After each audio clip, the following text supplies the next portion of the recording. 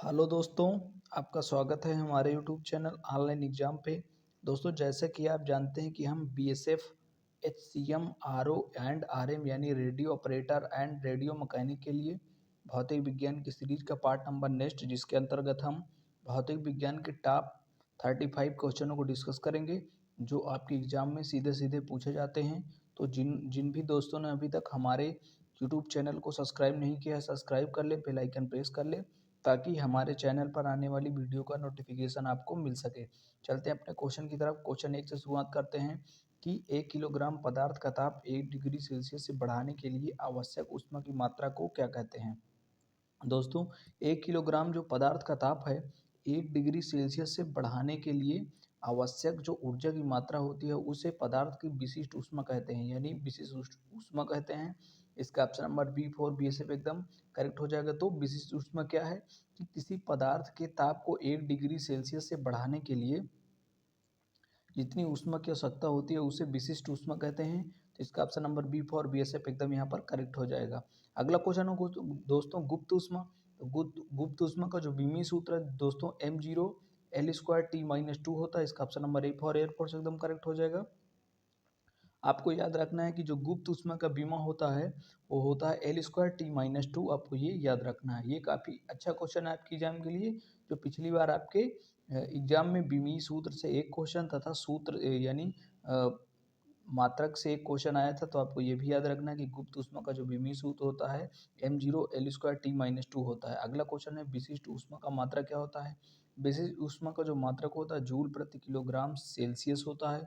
तो इसका option number C for CDS एकदम करेक्ट हो जाएगा कि विशिष्ट ऊष्मा का जो मात्रक होता है जूल प्रति kilogram kilogram in degree Celsius होता है। इसका ऑप्शन नंबर सी एकदम करेक्ट हो जाएगा। चलते हैं अगले क्वेश्चन की तरफ। अगला क्वेश्चन है एक बोतल में 30 डिग्री सी पर जल भरा है। चंद्रमा पर बोतल का ढक्कन खोलने पर जल की स्थिति में कैसी परिवर्तन होगा। दोस्तों, यदि एक बोतल में 30 डिग्री सेल्सियस तक जल भरा है तो बोतल को अगर हम चंद्रमा पर ले जाकर खोलते हैं तो जल का जो जल होगा वो हमारा जो बोतल के अंदर का जल होगा, जल क्या होगा, उबलने लगेगा। इसका option number B for BSF एकदम करेक्ट हो जाए। आपको याद रखना है एक बोतल में अगर 30 डिग्री सेल्सियस पानी का ताप है, अगर उसे चंद्रमा पर ले जाकर खोलते हैं तो जल हमारा उबलने लगेगा। इसका option number B for BSF एकदम करेक्ट हो जाएगा। चलते हैं अपने अगले क्वेश्चन की तरफ। अगला क्वेश्चन काफ़ी इंपॉर्टेंट है। 5 लीटर बेंजीन का भार, ये ऑप्शन है आपके, तो आपको पढ़ना है कि 5 लीटर जो बेंजीन का भार होता है जाड़ों की अपेक्षा गर्मियों में अधिक होता है, गर्मियों की अपेक्षा जाड़ों में अधिक होता है, जाड़ों की अपेक्षा गर्मियों में समान होता है, उपरोक्त में से कोई भी नहीं। तो आपको याद रखना है कि 5 लीटर बेंजीन का जो भार होता है गर्मियों की अपेक्षा जाड़ों में अधिक होगा, यानी जो बेंजीन की भार होगी वो ठंड मौसम में अधिक होगी और गर्मियों के मौसम में कम होगी, क्योंकि बेंजीन जो है एक एरोमेटिक हाइड्रोकार्बन है। आपको याद रखना है कि सबसे सरल एरोमेट्रिक हाइड्रोकार्बन कौन सा, वो बेंजीन है, जिसकी खोज माइकल फैराडे ने की थी। आपको ये भी याद रखना है कि जो बेंजीन है, बेंजीन की खोज माइकल फैराडे ने की थी। ये आपके एग्जाम में सीधा सीधा यहाँ से क्वेश्चन बनता है। चलते हैं अगले क्वेश्चन के लिए। अगला क्वेश्चन है दाब बढ़ने पर जल का क्वथनांक क्या होता है। तो दाब को जब हम बढ़ाते हैं, यानी किसी किसी चीज़ में हम प्रेशर को बढ़ाते हैं तो जल का क्वथनांक क्या आता है, बढ़ता है, घटता है, अपवर्तित रहता है, पहले बढ़ता है फिर घटता है। तो आपको याद रखना जो दाब बढ़ने पर जल का क्वथनांक होता है बढ़ जाता है। इसका option number A for air force एकदम करेक्ट हो जाएगा। अगला क्वेश्चन है दाब बढ़ने पर जल का हिमांक क्या होता है। तो दाब बढ़ने पर जो जल का हिमांक घट जाता है और उसका दाब बढ़ जाता है। आपको याद रखना है कि दाब बढ़ने पर जल का क्वथनांक बढ़ जाता है, दाब बढ़ने पर जल का हिमांक घट जाता है। ये दोनों आपको याद रखने हैं, मोस्ट इंपॉर्टेंट है आपके एग्जाम के लिए। चलते हैं अगले क्वेश्चन की तरफ। अगला क्वेश्चन है मोटर गाड़ी के इंजनों को ठंडा करने के लिए जल इस्तेमाल होता है क्योंकि।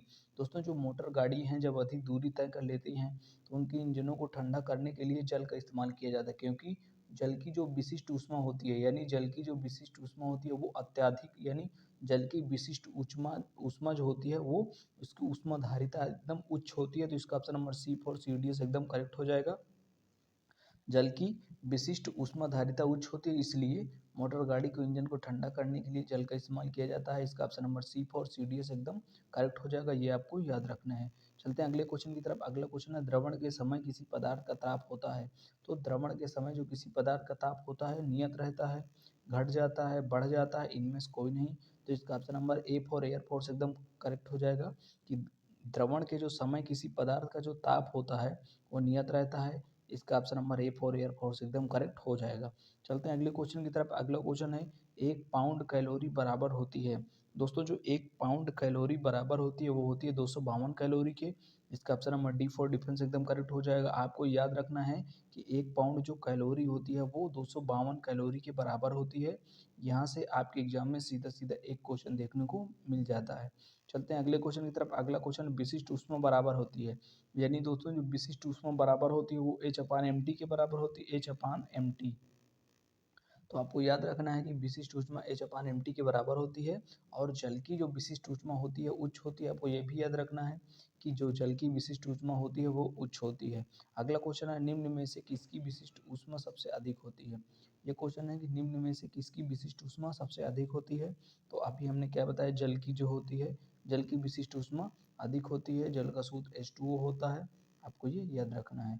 अगला क्वेश्चन है कि निम्न निम्न में से किससे जलने पर अधिक दर्द महसूस होता है। दोस्तों ये बेसिक क्वेश्चन है कि गर्म जल से, गर्म वायु से, भाप से, खौलते पानी से। दोस्तों जो हम जिसमें हम जलने से अधिक दर्द महसूस होता है वो भाप से, यानी भाप की जो गलन की गुप्त ऊष्मा होती है वो ज़्यादा होती है। यानी भाप से जलने पर हमें अधिक दर्द महसूस होगा क्योंकि भाप की जो गलन की गुप्त ऊष्मा होती है वो अधिक होती है। चलते हैं अगले क्वेश्चन की तरफ। अगला क्वेश्चन है कि 1 किलोग्राम बर्फ को जल में अपवर्तित करने वाली ऊष्मा कहलाती है। तो 1 किलोग्राम बर्फ को जो जल में अपवर्तित करने वाली ऊष्मा कहलाती है, गलन की गुप्त ऊष्मा कहलाती है। इसका option number A for air force एकदम करेक्ट हो जाएगा। तो गलन की गुप्त ऊष्मा क्या है कि गलन की गुप्त ऊष्मा वो होती है जो 1 किलोग्राम बर्फ को जल में परिवर्तित कर देती है। अगला क्वेश्चन है बंद कमरे में जल का छिड़काव करने पर कमरे का ताप में थोड़ी कमी होती है क्योंकि। तो अगर हम किसी बंद कमरे में जल का छिड़काव करते हैं तो कमरे का जो ताप होता है वो घट जाता है। आपको ये भी एक क्वेश्चन याद रखना है कि बंद कमरे में जल का छिड़काव करते हैं तो जो कमरे का ताप होता है कम हो जाता है। ये किस लिए होता है? क्योंकि जल के वाष्पन की गुप्त ऊष्मा अधिक होती है। यानी जल की जो विशिष्ट ऊष्मा होती है, जल के वाष्पन की गुप्त ऊष्मा का मान अधिक होता है। इसका option number C for CDS एकदम करेक्ट हो जाएगा।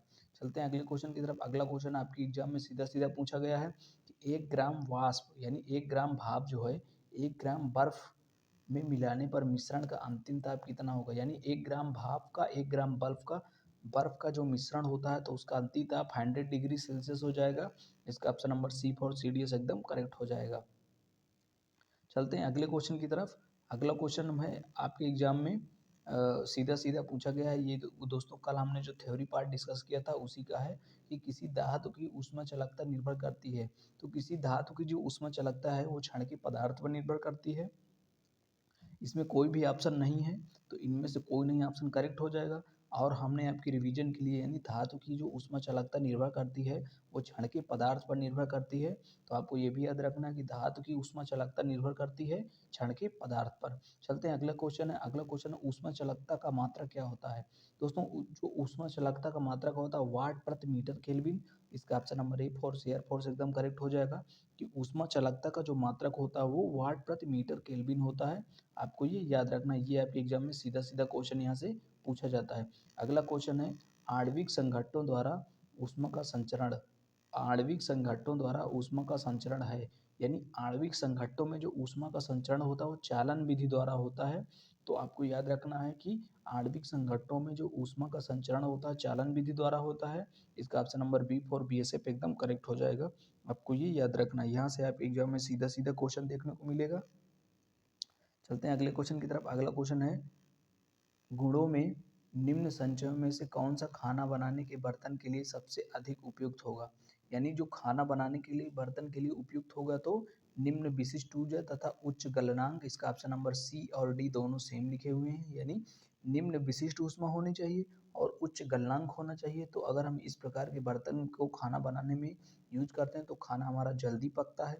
तो इससे हमारी ऊर्जा की बचत होती है। अगला 5वां नंबर क्वेश्चन है कि एक तप्त पिंड बहुत शीघ्रता से ही ऊष्मा को विकिरित करता है तो इसकी सतह कैसी होगी। यानी दोस्तों हम किसी पिंड की सतह को अगर काली हम खुरदुरी बना दें तो वह ऊष्मा की जो वितरित करने की दर है वो बहुत तेज हो जाएगी। तो इसका option number C for CDS एकदम करेक्ट हो जाएगा। चलते हैं अगले क्वेश्चन की तरफ। अगला क्वेश्चन है ताप वैद्युत पुंज एक यंत्र है जो नापता है, यानी ताप वैद्युत पुंज है, एक यंत्र है जो विकिरण को नापता है। इसका option number C for C D S एकदम करेक्ट हो जाएगा कि ताप वैद्युत पुंज है जिससे हम विकिरण का मेजरमेंट करते हैं। इसका option number C for C D S एकदम करेक्ट हो जाएगा। चलते हैं अगले क्वेश्चन की तरफ। अगला क्वेश्चन है यानी 7वां नंबर क्वेश्चन आपके स्क्रीन पर कि एक कृष्णिका को गर्म करने पर वह उत्सर्जित करती है, यानी एक आदर्श कृष्णिका है जिसको हम गर्म करेंगे तो क्या उत्सर्जित करेगी। तो एक आदर्श कृष्णिका को जब हम गर्म करते हैं तो सभी तरंग लंबाइयों की विकिरण तरंगे को जनरेट करती है। इसका option number D for defence एकदम करेक्ट हो जाएगा। आपको याद रखना है कि आदर्श कृष्णिका जो होती है सभी तरंगे की लंबाई को उत्सर्जित करती है। अगला क्वेश्चन है आदर्श कृष्णिका होती है, तो आदर्श कृष्णिका क्या होती है, अंदर से काला किया हुआ खोखला बर्तन होती है। इसका option number D for defence एकदम करेक्ट हो जाएगा। आपको याद रखना कि आदर्श कृष्णिका जो होती है अंदर से काला किया हुआ एक खोखला बर्तन होता है। अगला क्वेश्चन है स्टीफन के नियतांक का एसआई मात्रक क्या होता है। दोस्तों मोस्ट इंपॉर्टेंट क्वेश्चन आपके एग्जाम के लिए कि स्टीफन का नियतांक जो होता है इसका मात्रक क्या होता है, यानी स्टीफन के नियतांक का एसआई मात्रक क्या होता है। तो स्टीफन के जो नियतांक का एसआई मात्रक होगा वाट प्रति मीटर केल्विन, वाट प्रति मीटर स्क्वायर इंटू केल्विन की पावर 4। इसका option number A for air force एकदम करेक्ट हो जाएगा कि स्टीफन का नियतांक ऐसा ही जो मात्रक होगा वाट प्रति मीटर स्क्वायर केल्विन की पावर 4 होता है। आपको यहाँ से सीधा सीधा ये याद रखना है। चलते हैं अगले क्वेश्चन की तरफ। अगला क्वेश्चन है जब ऊष्मा का संचरण एक स्थान से दूसरे स्थान तक किया जाता है तो विकिरण द्वारा होता है, तो वह माध्यम का ताप क्या होता है। यानी जब ऊष्मा का संचरण एक माध्यम से दूसरे माध्यम में एक स्थान से दूसरे स्थान तक किया जाता है तो विकिरण द्वारा होता है, तब उस माध्यम को जो ताप क्या होता है, तो ताप वर्धित रहता है। यानी ऊष्मा का संचरण एक स्थान से दूसरे स्थान तक विकिरण द्वारा होता है, तब माध्यम का जो ताप होता है वो कांस्टेंट रहता है यानी अपवर्तित रहता है। इसका option number C for C D S एकदम करेक्ट हो जाएगा। चलते हैं अगले क्वेश्चन की तरफ। अगला क्वेश्चन है ऊष्मीय विकिरण की तरंग दैर्घ्य होती है, तो ऊष्मीय विकिरण की जो तरंग दैर्घ्य होती है वो 1 मीटर से 4 मीटर के बीच होती है। इसका option number D for defence एकदम करेक्ट हो जाएगा। आपको ये याद रखना है, यहाँ से आपके एग्जाम में सीधे सीधे क्वेश्चन पूछा गया है कि ऊष्मीय विकिरण की तरंग दैर्घ्य होती है, तो ऊष्मीय विकिरण की जो तरंग दैर्घ्य होती है तो 1 मीटर से 4 मीटर तक होती है। इसका option number D for defence एकदम करेक्ट हो जाएगा। चलते हैं अगले क्वेश्चन की तरफ। अगला क्वेश्चन है जो आपके एग्जाम में पूछा गया है कि तांबा, लोहा, चांदी तथा एल्युमिनियम में निम्न की चालकताओं का क्रम है, यानी सबसे ज्यादा चालकता किसकी होती है, चांदी की होती है, चांदी के बाद तांबे की होती है, तांबे के बाद एल्युमिनियम की होती है, एल्युमिनियम के बाद लोहे की होती है। तो आपको याद रखना है कि सबसे अधिक जो चालकता वाला तत्व है वो चांदी है। इसका option number A for air force एकदम करेक्ट हो जाएगा। चलते हैं अगले क्वेश्चन की तरफ। अगला क्वेश्चन है लालटेन की चिमनी के नीचे छिद्र का कार्य होता है, यानी जो लालटेन की चिमनी है इसके नीचे एक छिद्र होता है, उसका कार्य क्या होता है। तो उसका जो कार्य होता है कि लैंप को जलते समय समान धारा को बनाए रखना, यानी लैंप को जलते समय समान धारा को बनाए रखना ताकि उसको उचित मात्रा में ऑक्सीजन मिल सके जिससे हमारी लौ प्रज्वलित हो सके। चलते हैं अगले क्वेश्चन की तरफ। अगला क्वेश्चन 14 नंबर क्वेश्चन है ऊष्मा अणुओं द्वारा उच्च ताप के क्षेत्र में निम्न ताप की ओर संचरित होती है, यानी ऊष्मा अणुओं के द्वारा जो ऊष्मा होती है किस प्रक्रिया द्वारा ऊष्मा जो है उच्च ताप से निम्न ताप की ओर संचरित होती है। तो इसका option number A for air force एकदम करेक्ट हो जाएगा, यानी चालन प्रक्रिया में क्या होता है कि ऊष्मा उच्च ताप से निम्न ताप की ओर आती है। इसका option number a force air force एकदम करेक्ट हो जाएगा। अगला क्वेश्चन है न्यूटन का शीतलन नियम एक विशेष व्यवस्था है किसकी, यानी न्यूटन का जो शीतलन नियम है, न्यूटन का जो शीतलन नियम है किसके नियम पर आधारित है। तो ये स्टीफन का नियम पर आधारित है। इसका option number C for C D S एकदम करेक्ट हो जाएगा। आपको सीधा सीधा याद रखना है कि न्यूटन का शीतलन का जो नियम है वो स्टीफन के नियम पर आधारित है। अगला क्वेश्चन है निम्नलिखित में से कौन सा पिंड नियत समय के महत्तम ऊर्जा को विकिरित करता है।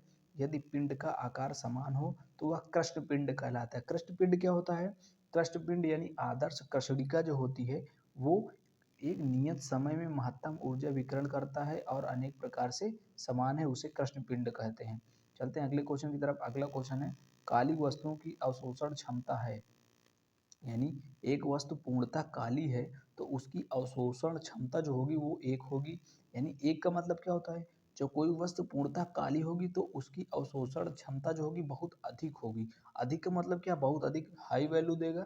तो आदर्श पूर्णतः काली वस्तु की अवशोषण क्षमता एक होती है। आपको ये सीधा सीधा याद रखना है। चलते हैं अगले क्वेश्चन की तरफ। अगला क्वेश्चन एक समान पदार्थ से बने हुए समान द्रव्यमान का एक गोला, एक घन तथा एक वृत्ताकार चकती समान ताप पर गर्म किए जाते हैं और फिर ठंडा होने के लिए छोड़ दिया जाता है, तो इनमें सबसे पहले कौन सा ठंडा होगा? तो वृत्ताकार छत्ती, यानी जो हल्का होगा वो जल्दी ठंडा हो जाएगा। इसका ऑप्शन नंबर सी और सी डी से एकदम करेक्ट हो जाएगा। चलते हैं अगले क्वेश्चन की तरफ। अगला 19 नंबर क्वेश्चन है, द्रव का ताप चालकता को मापने के लिए हम ऊपरी भाग को गर्म तथा निचली भाग को ठंडा रखते हैं, क्योंकि ये समान धारा को बनाए रखता है। यानी द्रव की ताप चालकता मापने के लिए हम ऊपरी भाग को तो गर्म करते हैं, नीचे नीचे भाग को ठंडा करते हैं। इससे क्या होता है, ये हमारी संवहन होता है, संवहन को रोकता है। इसका option A for air force एकदम करेक्ट हो जाएगा। चलते हैं अगले क्वेश्चन की तरफ। अगला क्वेश्चन है कि जब किसी वस्तु को 30 डिग्री सेल्सियस ताप पर हवा में रखा जाता है, तो वह ताप 10 मिनट में 60 डिग्री सेल्सियस से घटकर 50 डिग्री सेल्सियस हो जाता है। तो अगले 10 मिनट में इसका ताप क्या होगा? यानी 40 सेल्सियस से अधिक हो जाएगा। इसका option number B for B S F एकदम करेक्ट हो जाएगा। चलते हैं अगले क्वेश्चन की तरफ। अगला क्वेश्चन है, तारा का ताप एवं रंग के बीच संबंध प्राप्त होता है। यानी तारे के जो ताप है और जो रंग के बीच संबंध प्राप्त होता है बीन के विस्थापन नियम से। इसका option number A for air force एकदम करेक्ट हो जाएगा। आपको ये याद रखना है, यहाँ से आपके एग्जाम में सीधे सीधे क्वेश्चन देखने को मिलता है। एक ही पदार्थ के बने अगला क्वेश्चन है, एक ही पदार्थ के बने ठोस घन एवं ठोस गोले का पृष्ठ का क्षेत्रफल समान है, दोनों को 120 शून्य सेल्सियस तक गर्म किया जाता है, तो गोले की अपेक्षा घन अधिक तेजी से ठंडा होगा। इसका option number B for B S F एकदम करेक्ट हो जाएगा। आपको याद रखना है कि एक ही पदार्थ के बने ठोस घन तथा ठोस गोले के पृष्ठ समान है, दोनों को 120 डिग्री सेल्सियस तक गर्म किया जाता है, तो गोले की अपेक्षा जो घन होगा वो अधिक तेजी से ठंडा होगा। इसका option number B for B S F एकदम करेक्ट हो जाएगा। चलते हैं अगले क्वेश्चन, जो आपके इंडियन एयरफोर्स के एग्जाम में पूछा गया है। गुरुत्वाकर्षण बल में ताप का नियंत्रण होता है, यानी गुरुत्वाकर्षण क्षेत्र में जो ताप का संचारण होता है वो प्रकृति संवहनों द्वारा। इसका option number C for C D S एकदम करेक्ट हो जाएगा कि गुरुत्वाकर्षण क्षेत्र में ताप का संचरण होता है प्रकृति संवहन द्वारा। इसका ऑप्शन नंबर सी एकदम करेक्ट हो जाएगा। चलते हैं अगले क्वेश्चन की तरफ। अगला क्वेश्चन है, एक धातु की लकड़ी का टुकड़ा है जिसे 45 डिग्री सेल्सियस पर रखा जाता है, यदि हम दोनों हाथ से छूते हैं तो हमें क्या महसूस होता है? यानी धातु का जो टुकड़ा है लकड़ी के टुकड़े से ज़्यादा अधिक गर्म महसूस होगा। ये तो दोस्तों बेसिक क्वेश्चन है कि जो धातु होती है उसमें का अच्छा चालन होती है और लकड़ी जो होती है उसमें का कुछ अलग होती है। अगला क्वेश्चन है, अगला है मोस्ट इंपॉर्टेंट क्वेश्चन जो आपके एग्जाम में सीधे सीधे पूछा जाता है कि एक वस्तु 5 मिनट में 85 से 80 सेंटीग्रेड हो जाती है। यानी एक जो वस्तु है 5 मिनट में 85 सेल्सियस से 80 सेल्सियस के बीच हो जाती है। 80 सेल्सियस से 75 सेल्सियस तक ठंडा होने में कितना समय लगेगा? तो 5 मिनट से ज़्यादा लग जाएगा। इसका option number B for B S F एकदम करेक्ट हो जाएगा। अगला क्वेश्चन है, बीन का नियम क्या है? दोस्तों मोस्ट इंपॉर्टेंट क्वेश्चन है। बीन का विस्थापन नियम क्या है? टी एम बराबर बी। तो यहाँ पर टी एम क्या है? टी एम वेवलेंथ है और टी आवर्तकाल है। बी जहाँ पर बीन का बीन नियतांक है जिसकी वैल्यू 2.90 इंटू 10⁻³ मीटर होती है। आपको याद रखना कि जो बीम का नियम है टी एम इंटू टी बराबर कांस्टेंट होता है। इसका option number B for B S F एकदम करेक्ट हो जाएगा। आपको याद रखना है कि बीन के विस्थापन नियम का मात्रक 2.90 इंटू 10⁻³ मीटर होता है। आपको याद रखना है कि बीन का जो नियम है वो टी यानी लेमडा एम टी बराबर बी, यानी बी यहाँ पर बीन कांस्टेंट है। ये दोस्तों ये हमारे कुछ इंपॉर्टेंट क्वेश्चन रहे। तो दोस्तों जिन्होंने अभी तक हमारे यूट्यूब चैनल ऑनलाइन एग्जाम को सब्सक्राइब नहीं किया है, सब्सक्राइब कर ले, बेल आइकन प्रेस कर ले। मिलते हैं एक नेक्स्ट वीडियो के साथ, तब तक के लिए जय हिंद।